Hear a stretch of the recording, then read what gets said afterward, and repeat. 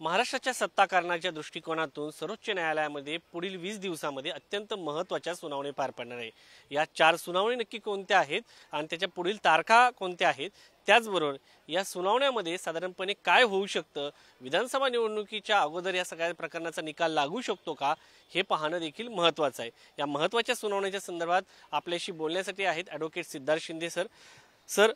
सुनावण्याच्या तारखावरती तारखा मिळत आहेत, शिवसेना पक्ष आणि राष्ट्रवादीचं असो आणि आमदार अपात्रतेचे प्रकरण देखील असो, यामध्ये पुढील तारखा कोणत्या आहेत आणि साधारणपणे आतापर्यंत यामध्ये काय काय घडलंय?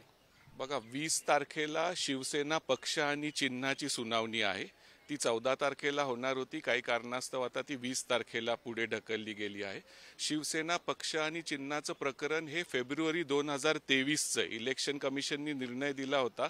त्याच्या विरोधात उद्धव बाळासाहेब ठाकरे हे सुप्रीम कोर्टात आले, त्यांना स्थगिती मिळाली नाही, पण नोटीस इश्यू झाली। एकनाथ शिंदेंनी रिप्लाय पण फाईल केलेला आहे।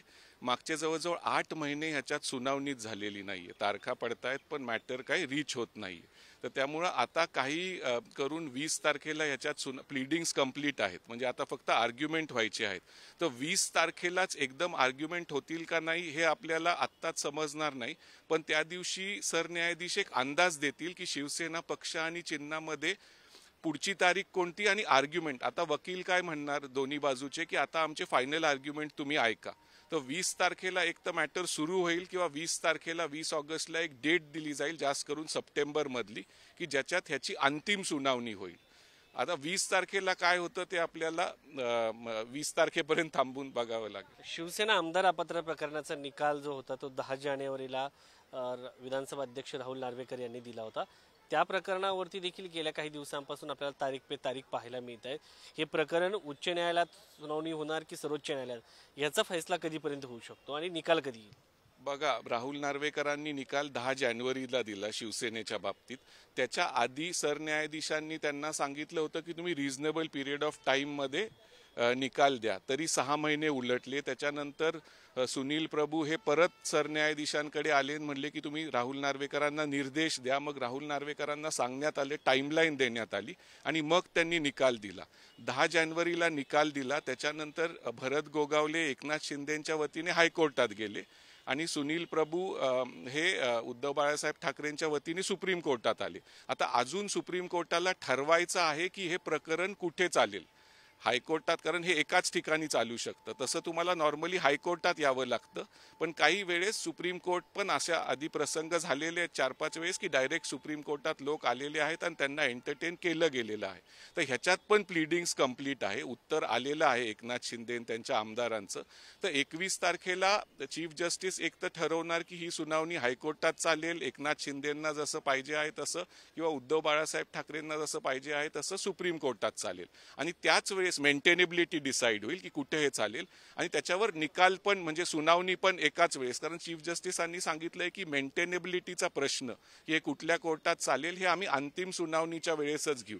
तर 21 तारखेला पण शिवसेनेबाबतीत काही ना काहीतरी निराकरण। तुम्ही बघा, सरन्यायाधीशांनी राहुल नार्वेकरांना सांगितलं होतं, डेडलाईन दिली, पण सुप्रीम कोर्टात आता 17 जानेवारीपासून हे मॅटर पेंडिंग आहे। मध्ये सुट्ट्या आल्या, काही तारखा पडल्या, त्यात मॅटर पोहोचू शकलं नाही। तर आता 21 तारखेला त्याच्यात काहीतरी होण्याची अपेक्षा आहे शिवसेना आमदार अपात्रतेसंबंधी। राष्ट्रवादी आमदार अपात्रतेची देखील केस आहे, फेब्रुवारीमध्ये निकाल आला होता।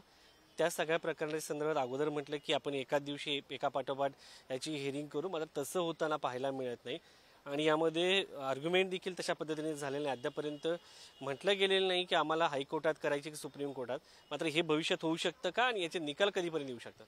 बघा, त्याचं पण निकाल जो आमदार अपात्रतेचा, म्हणजे कोणालाच अपात्र राहुल नार्वेकरांनी केलं नाही, तो फेब्रुवारीमध्ये आला। त्याच्यानंतर अनिल भाईदास पाटील हे अजितदादांच्या वतीने हायकोर्टात गेले आणि जयंत पाटील हे शरदचंद्र पवार यांच्या वतीने सुप्रीम कोर्टात आले, पण ते सुप्रीम कोर्टात, हायकोर्टात अनिल भाईदास पाटील लगेचच फेब्रुवारीमध्ये गेले, पण जयंत पाटील हे सुप्रीम कोर्टात आले एप्रिल-मे मध्ये।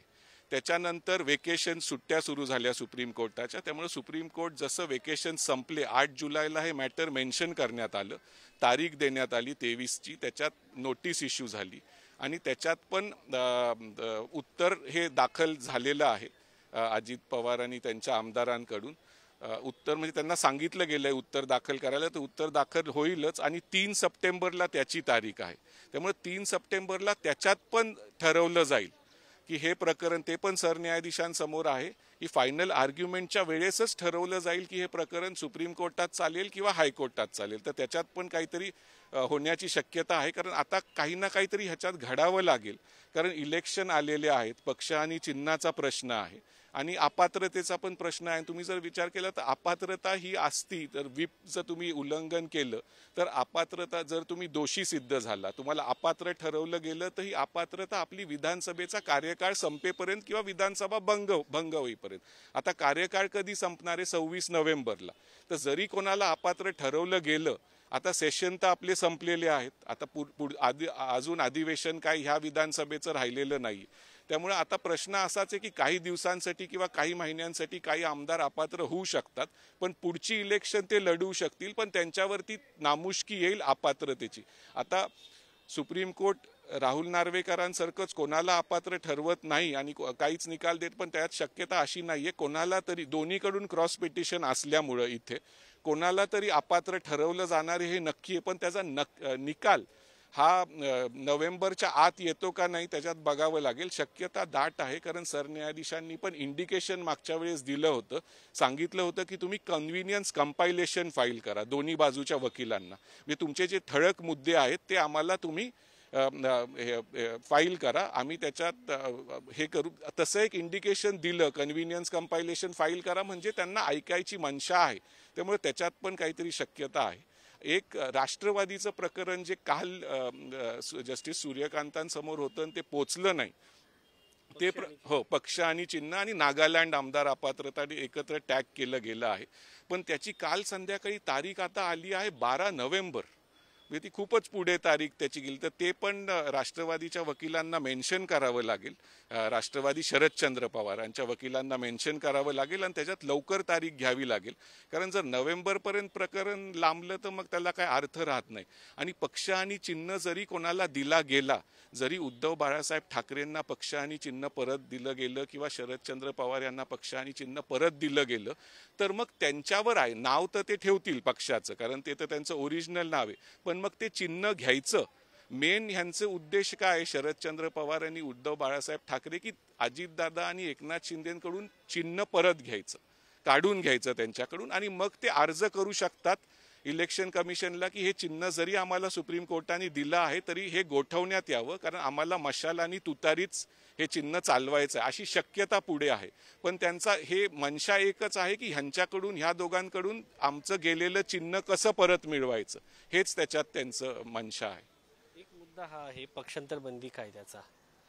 गेल्या 2-2.5 वर्षामध्ये महाराष्ट्राने पक्षांतर बंदी कायद्याचं नाव अनेकदा ऐकलं आणि विधानसभा निवडणुका येत आहेत, त्या पक्षांतर बंदी कायद्याचा काही उपयोग झाला का कायद्याच्या राज्यामध्ये? बघा, पक्षांतर बंदी कायदा हा इव्हॉल्व्ह होत आहे. 1987 पासून हे सुरुवात झाली, त्याच्यात वेगवेगळे 2003 मध्ये पण अमेंडमेंट झाली. पण आता कसं आहे, राजकीय पक्ष पण त्याच्यात काही ना काहीतरी, कुठलाही कायदा असलं तर त्याच्यात काहीतरी त्रुटी किंवा उणिवा हे शोधत, पळवाटा हे पक्ष शोधतच असतात.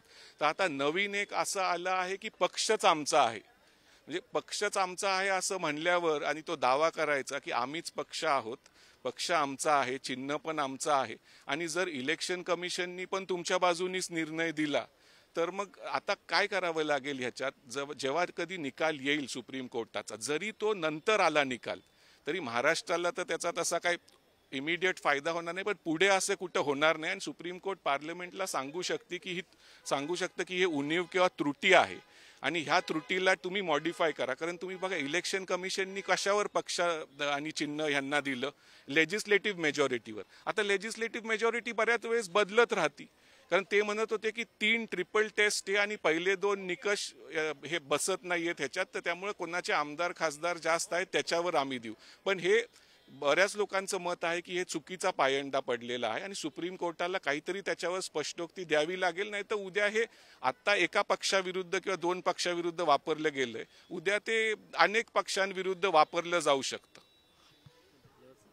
तर हे होते ॲडव्होकेट सिद्धार्थ शिंदे. सर्वोच्च न्यायालयामध्ये अनेक दिवसांपासून आपण पाहतोय की सर्व केस जे आहेत राष्ट्रवादी आमदार अपात्रता, राष्ट्रवादी पक्ष आणि चिन्ह, शिवसेना आमदार अपात्रता आणि शिवसेना पक्ष आणि चिन्ह या सगळ्या प्रकरणाच्या सुनावण्या सुरू आहेत. तारीखवर तारीख आपल्याला पाहायला मिळते आणि या सगळ्या प्रकरणाचा निकाल जो आहे तो अद्यापर्यंत आलेला नाही. तत्पूर्वी हे दोन पक्षाचे निर्माण झालेले दोन गट सातत्याने सांगत आले आम्ही पक्ष आमचा. मात्र सर्वोच्च न्यायालय आता हा पक्ष खरा कोणाचा हे कधी ठरवतोय हे कालच पाहिजे. कॅमेरामॅन अनिलसह शिवाजी काळे, पुढारी न्यूज, दिल्ली, सुप्रीम कोर्ट.